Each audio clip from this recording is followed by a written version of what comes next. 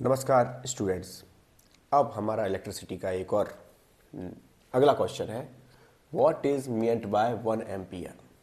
1 ampere क्या होता है? ठीक है, इससे पहले हम समझ चुके हैं बिल्कुल बेहतरीन तरीके से एक क्वेश्चन जिसका जो कि है what are the factors responsible for the resistance of a conductor. ये क्वेश्चन हमारे लिए वरदान है। कुल मिलाकर क्या है? वरदान है। 2016, 2020, 2022, 2024 4 बार ये क्वेश्चन रिपीट हुआ है और इसके पूरे पूरे चांसेस है पेपर में आने के। तो ये क्वेश्चन हम ऑलरेडी अच्छे से तरीके से बेहतरीन तरीके से समझ चुके हैं। अब हमारा नेक्स्ट क्वेश्चन है, what is meant by 1 ampere. 1 ampere current किसे कहा जाता है? ये पहले तो समझिए 1 एम्पियर होता ही क्या है। ठीक है, क्योंकि आपको जब भी क्वेश्चन देखोगे तो मैं तो ये मानता हूं कि जो स्टूडेंट इस क्वेश्चन को देख रहा है उसको कुछ भी नहीं पता, केवल ये पता है कि ये क्वेश्चन है और जो कि 2017 में आया है, 2017 में आया। तो उसको बिल्कुल सरल भाषा में टर्म टू टर्म हम समझने की कोशिश करेंगे। तो सबसे पहले मीनिंग समझते हैं हम, क्योंकि वॉट का मतलब आप जानते हो, मीन का मतलब जानते हो, 1 का मतलब जानते हो, एम्पियर का मतलब समझते हैं कि एम्पियर एक्चुअली है क्या। ओके, तो एम्पियर को समझने से पहले हमको इलेक्ट्रिक करंट के बारे में समझना पड़ेगा। इलेक्ट्रिक करंट जो कि नॉर्मली हम जानते हैं कि हमारे घर में कोई भी इलेक्ट्रिसिटी की डिवाइस होगी, पंखा, cooler, TV, washing machine, fridge, okay, even mobile charger, ये सब इलेक्ट्रिक करंट का उपयोग करते हैं और ये इलेक्ट्रिक करंट का उपयोग करके ही एनर्जी को स्टोर करते हैं। तो इलेक्ट्रिक करंट एक जनरल टर्म है करंट, जबकि करंट का मीनिंग होता है मूवेबल। ओके, अगर हम अकेला करंट की बात करें तो करंट में केवल ये रहेगा कि वो तो मूवेबल कोई भी पार्टिकल है या ऑब्जेक्ट है, लेकिन उसके सामने इलेक्ट्रिक जोड़ना जरूरी है, क्योंकि इलेक्ट्रिक करंट का मतलब है इलेक्ट्रिक चार्ज का मूवमेंट। ओके, तो यहीं से आप हमें क्लियर हो जाएगा कि इलेक्ट्रिक करंट का मतलब है चार्ज का मूवमेंट। अब चार्ज भी कौन सा, तो उसको फटाफट समझ लेते हैं हम एक स्ट्रक्चर ऑफ एटम के द्वारा। मान लीजिए हमारे पास एक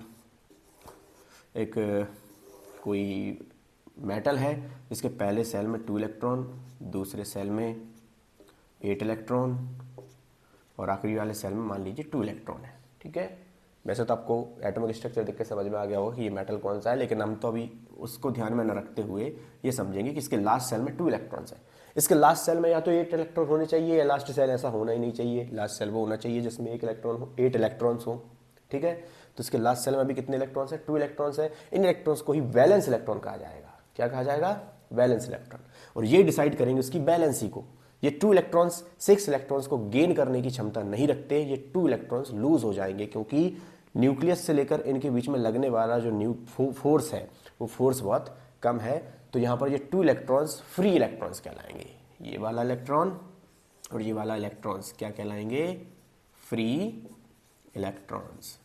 क्या कहलाएंगे? Free electrons. अभी नहीं फ्री इलेक्ट्रॉन्स को हमको यहाँ पर देखना, बाकी जो स्ट्रक्चर ऑफ एटम है क्लास 9th का चैप्टर नंबर 4, उसको आपको बिल्कुल भी नहीं देखना है। ठीक है, वो तो मैंने जस्ट आपको आइडिया दे दिया, क्योंकि 9th से आप पढ़कर आए हो, 10th में आए हो, तो आपको बेसिकली इतना पता होना चाहिए। ठीक है, तो फ्री इलेक्ट्रॉन्स का उपयोग यहाँ पर होगा।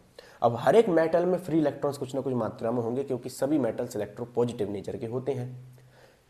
अगर हम किसी कारण से, और वो कारण है पोटेंशियल, जो कि हमारा फर्स्ट क्वेश्चन था, जो हम समझ चुके हैं बेहतरीन तरीके से, आप उसको देख सकते हो। अगर किसी कारण से इन फ्री इलेक्ट्रॉन्स को फ्लो करा दिया जाए, क्या करा दिया जाए? इलेक्ट्रॉन्स को फ्लो करा दिया जाए, तो वहां से चार्ज जनरेट होता है। क्या जनरेट होता है? चार्ज। तो ये तो हमारी चार्ज की परिभाषा मिल चुकी है। चार्ज का मतलब है फ्लो ऑफ फ्री इलेक्ट्रॉन्स। क्या है? Flow of free electrons. जो भी कंडक्टर हैं, जो भी मटेरियल है, उन में जो फ्री इलेक्ट्रॉन्स हैं उनको अगर फ्लो करा दिया जाए पोटेंशियल के कारण, पोटेंशियल एनर्जी के कारण, इलेक्ट्रिक पोटेंशियल एनर्जी के कारण, इलेक्ट्रिक पोटेंशियल वर्क के कारण, अगर हम इन इलेक्ट्रॉन्स को फ्लो करा दें तो उस फ्लो ऑफ फ्री इलेक्ट्रॉन को ही चार्ज या इलेक्ट्रिक चार्ज कहा जाता है। तो ये तो चार्ज की परिभाषा भी क्लियर हो गई। क्वेश्चन भले ही हमारा 1 एम्पियर था, लेकिन चार्ज की परिभाषा क्लियर हो गई। अब ये चार्ज अगर इसको डिनोट करते हैं किससे? क्यू से, कैपिटल क्यू से, और इसका यूनिट होता है कूलम, जिसको सी से डिनोट करते हैं, कूलम। ठीक है, इसका यूनिट क्या होता है? कूलम। अब करंट का मतलब होता है कि ये चार्ज किस रेट से फ्लो कर रहा है, फास्ट फ्लो कर रहा है या स्लो फ्लो कर रहा है। ठीक है, जितना फास्ट चार्ज फ्लो करेगा यूनिट टाइम में, उसको ज्यादा करंट कहा जाएगा, मतलब करंट की वैल्यू ज्यादा है।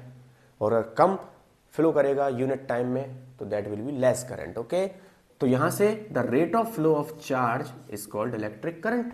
तो मैं आपको शॉर्ट में बताता हूं, इलेक्ट्रिक करंट का मतलब है the rate of flow of charge या charge flow in unit time. Okay, charge upon time. तो ये हो गया इलेक्ट्रिक करंट। अब इलेक्ट्रिक करंट का जो यूनिट है, इलेक्ट्रिक करंट का जो यूनिट है उसे ही एम्पियर कहा जाता है, उसे ही क्या कहा जाता है, एम्पियर। तो अब आपको एम्पियर का मीनिंग समझ में आ गया कि what is ampere. Ampere is the unit of electric current. Current क्या होता है समझ चुके, चार्ज क्या होता है समझ चुके, फ्री इलेक्ट्रॉन्स क्या होता है समझ चुके। तो बेसिकली बहुत सी चीजें हम समझ चुके हैं स्ट्रक्चर ऑफ एटम के द्वारा। तो the SI unit of electric current is ampere. अब बात आती है कि what is 1 ampere, what is 1 ampere. अब आपको यहां से क्वेश्चन समझ में आएगा कि अब हमारा क्वेश्चन स्टार्ट होने वाला है, ठीक है। What is 1 ampere. तो 1 एम्पियर के लिए सबसे पहले तो हम करंट की जगह यूनिट लिख देते हैं एम्पियर, चार्ज की जगह यूनिट लिखते हैं कूलम और टाइम की जगह लिखते हैं सेकेंड, ठीक है। करंट का unit ampere, SI unit, charge का यूनिट कूलम, टाइम का यूनिट सेकंड। पहले हम इनको यूनिट फॉर्म में लिख लेंगे। अब 1 एम्पियर मींस 1 वैल्यू कब होगी, मुझे यहां पर 1 चाहिए। तो यहां पर 1 जब होगा जब ये वैल्यू भी वही होनी चाहिए और ये वैल्यू भी वही होनी चाहिए। मान लीजिए इसको मैंने 50 मान लिया, इसको भी 50 मान लिया, तो 50 से 50 कटेगा, क्या बचेगा 1 1। कुल मिलाकर जहां पर कूलम भी 1 होगा और सेकंड भी 1 होगा। ओके, किसी भी वैल्यू जो कि न्यूमरेटर और डिनोमिनेटर के फॉर्म में है, ठीक है, तो उसकी वैल्यू अगर 1 जब ही आएगी जब ऊपर भी 1 होना चाहिए नीचे भी 1 होना चाहिए। समझ रहे हैं मैं क्या कहना चाहता हूं। अभी आपके दिमाग में आएगा सर ऊपर 50 और नीचे 50 है, बिल्कुल मान रहा हूं, लेकिन 50 से 50 कट कर भी इनडायरेक्टली 1 ही 1 बचेगा, ठीक है। तो अब इस चीज को हमको ध्यान में रखना है और हमारी डेफिनेशन क्लियर होने लगी है कि what is meant by 1 ampere. अगर किसी कंडक्टर से, मान लीजिए ये एक वायर है, इस वायर से 1 सेकंड में, कितना 1 सेकंड में 1 कूलम चार्ज अगर फ्लो करता है, तो इसका मतलब इस वायर में जो करंट है दैट इज 1 एम्पियर। कितना 1 ampere. If the 1 coulomb of charge travel और flow in 1 second in particular conductor by applying potential difference, then the current is 1 ampere. अगर किसी कंडक्टर से 1 कूलम चार्ज 1 सेकेंड में flow करता है तो उस करंट को 1 एम्पियर कहते हैं। तो ये आपका सिंपल आंसर है मात्र 2 लाइन का, जो कि 2 नंबर देगा आपको बोर्ड एग्जाम्स में, स्पेशली एमपी बोर्ड एग्जाम में और स्टेट बोर्ड्स एग्जाम में, ठीक है। इवन ये सीबीएसई बोर्ड में भी आ जाता है क्वेश्चन, तो तब भी आपको आंसर देगा, क्योंकि उसमें भी कई बार क्वेश्चन ये रिपीट हुआ है। अगर किसी कंडक्टर से if 1 coulomb of charge flow in this conductor in 1 second, then the current is in this conductor is said to be 1 ampere. Okay, अगर किसी कंडक्टर से 1 कूलम चार्ज 1 सेकंड में ट्रेवल करता है तो उस करंट को ही 1 एम्पियर करंट कहते हैं। अब इसको मेजर करने वाला एक इंस्ट्रूमेंट होता है जिसका नाम बहुत ही अच्छा है, उसका नाम है एमीटर। क्या है, ammeter. Okay, ammeter is the device और द मीटर और the instrument that measure the electric current passing through the conductor. किसी कंडक्टर में कितना करंट फ्लो हो रहा है उसको मेजर करने वाली डिवाइस एमीटर होती है। तो ammeter, current, ampere, charge, flow of electrons, free electrons, that all we understand in this video. तो आई होप आपको आंसर बेहतरीन तरीके से समझ में आया होगा। अगर आंसर समझ में आया है तो इसको लाइक ज़रूर करें और इस पर कमेंट भी करें। अगर आपको वीडियो अच्छी लगी है तो उस पर कमेंट भी जरूर आपको करना चाहिए और दोस्तों को शेयर भी करना चाहिए, ताकि हमारी रीच बढ़े और ज़रूरतमंद स्टूडेंट्स के पास हमारी वीडियो पहुंचे, ताकि पेपर नज़दीक आ चुके हैं उनको फ़ायदा मिल सके। धन्यवाद।